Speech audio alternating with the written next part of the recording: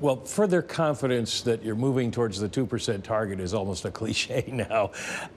What does that actually mean? Does it mean you need to see the various inflation indicators keep coming down, even if it's only, say, a tenth? Do you have a level of the year-over-year rate of inflation that you want to hit?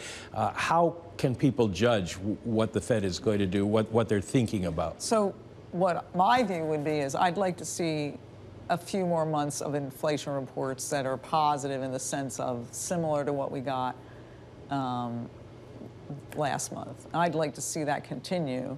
Remember, at the beginning of the year, January inflation was higher. There was some real issues with measurement, residual seasonality in that measure. But then we got two more reports that were consistent with, wow, there's not been progress this year. I came into the year not expecting the same degree of progress that we saw over the second half of last year, because we did get a lot of help from the improvement in supply conditions, both in the labor market and in product markets, and I didn't expect that to continue.